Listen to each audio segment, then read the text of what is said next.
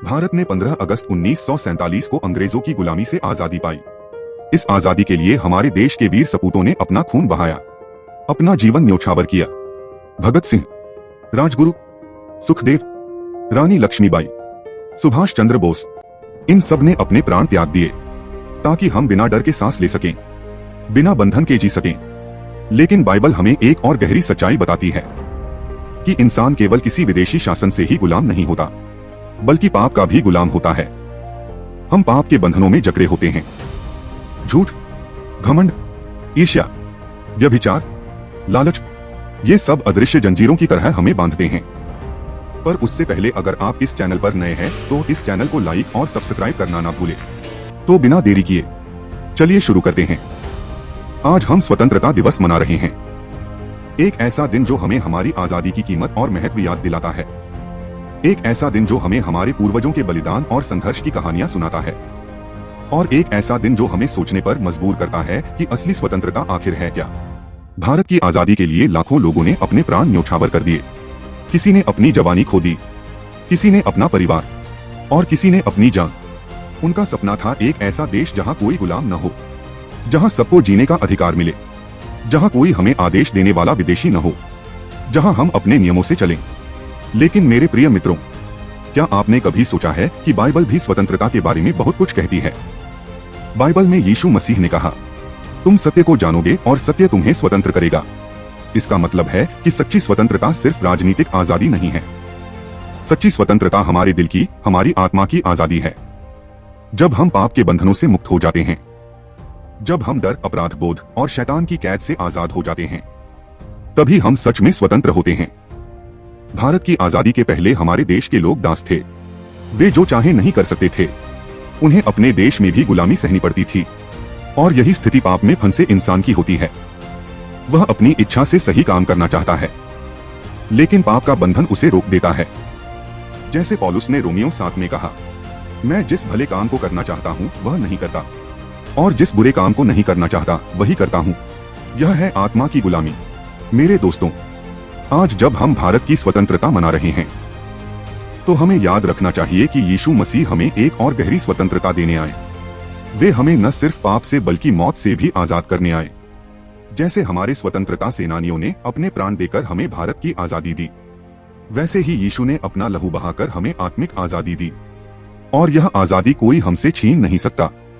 लेकिन सवाल यह है, हम इस आजादी का इस्तेमाल कैसे कर रहे हैं? क्या हम अपनी स्वतंत्रता का उपयोग भलाई के लिए कर रहे हैं, या हम इसे पाप में खर्च कर रहे हैं?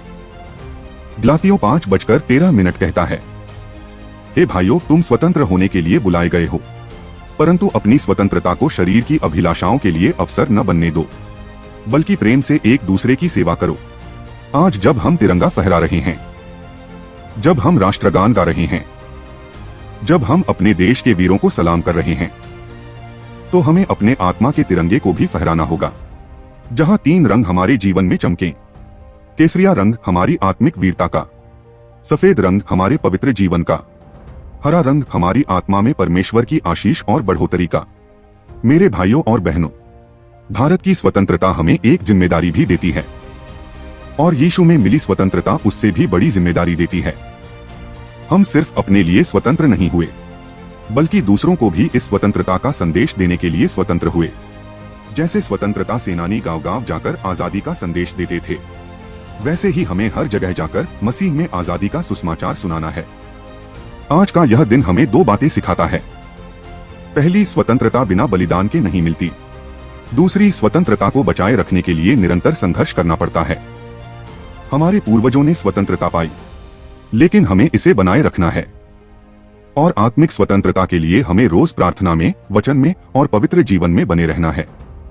प्रिय मित्रों, आज हम यह संकल्प लें कि जैसे हम अपने देश के नागरिक हैं, वैसे ही हम स्वर्ग के भी नागरिक हैं, और हम अपनी दोनों नागरिकताओं का सम्मान करेंगे। हम भारत के अच्छे नागरिक बनेंगे और परमेश्वर के राज्य के भी वफादार नागरिक रहेंगे। हम अपने देश की सेवा करेंगे और परमेश्वर के मिशन को भी पूरा करेंगे। और अंत में मैं आपको याद दिलाना चाहता हूं कि सच्ची स्वतंत्रता तब आएगी जब हम यीशु मसीह को अपने जीवन का राजा मान लेंगे, क्योंकि जहां प्रभु का आत्मा है वहां स्वतंत्रता है। तो मेरे प्यारे भाइयों और बहनों, जब हम आजादी का जश्न मना रहे हैं, हम यह न भूलें कि यह आजादी सिर्फ हमारी मेहनत और बलिदान का फल नहीं है। यह परमेश्वर का एक अनमोल उपहार है। बाइबल हमें बताती है कि असली आजादी वह है जब हम पाप की बेड़ियों से मुक्त हो जाते हैं। मसीह यीशु ने यूहन्ना 8:36 में कहा है, यदि पुत्र तुम्हें स्वतंत्र करेगा तो तुम वास्तव में स्वतंत्र हो जाओगे। आज हम अपने देश की आजादी का सम्मान करते हैं, लेकिन उससे भी बढ़कर हमें आत्मिक आजादी को याद रखना है, क्योंकि राष्ट्र की स्वतंत्रता हमें बाहर से सुरक्षित रख सकती है, लेकिन आत्मा की स्वतंत्रता हमें भीतर से मुक्त करती है। अगर हमारे दिल में पाप का अंधकार है, तो हम बाहर से चाहे कितने भी आजाद दिखें, हम भीतर से कैदी ही रहेंगे। इसलिए मसीह हमें बुलाते हैं, आओ मेरे पास, मैं तुम्हें विश्राम और सच्ची स्वतंत्रता दूंगा। आज जब हम झंडा फहरा रहे हैं, देशभक्ति के गीत गा रहे हैं, तब एक पल ठहरकर सोचें, क्या हमारा जीवन उस परमेश्वर के मानकों के अनुसार है जिसने हमें यह भूमि और यह जीवन दिया है? क्या हम अपने पड़ोसी से वैसे ही प्रेम करते हैं जैसा हम अपने आप से करते हैं? क्या हम न्याय, दया और सत्य के मार्ग पर चलते हैं? क्योंकि अगर हम इन मूल्यों को भूल जाएं, तो हमारी आजादी केवल एक दिखावा बन जाएगी। इतिहास हमें बताता है कि जब भी कोई राष्ट्र परमेश्वर को भूल जाता है, तो उसकी शक्ति और वैभव धीरे धीरे मिट जाते हैं। इस्राएल के इतिहास में हमने यह देखा है, जब वे परमेश्वर के मार्ग पर चलते थे तो वे विजयी होते थे, लेकिन जब वे मूर्तियों और पाप के पीछे भागे तो वे अपने शत्रुओं के हाथों हार गए। आज भारत को भी यही सीखना है। हमने बाहरी गुलामी से मुक्ति पाई, अब हमें आत्मिक गुलामी से भी मुक्त होना होगा। तो इस स्वतंत्रता दिवस पर हम सिर्फ अपने देश के लिए नहीं, बल्कि अपनी आत्मा के लिए भी संकल्प लें। हम परमेश्वर के सत्य के अनुसार जिएंगे, हम प्रेम और क्षमा का मार्ग अपनाएंगे, हम अपने जीवन से अंधकार को दूर करेंगे और मसीह के प्रकाश को अपने दिल में जलाए रखेंगे। चलिए शुरू करते हैं इस नए जीवन की यात्रा, जहां आजादी सिर्फ एक शब्द नहीं, बल्कि जीने का तरीका बन जाए।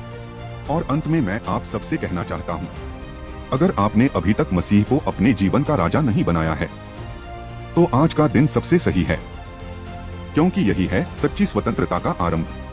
आपको और आपके परिवार को स्वतंत्रता दिवस की ढेर सारी शुभकामनाएं। जय हिंद और प्रभु यीशु मसीह की स्तुति हो।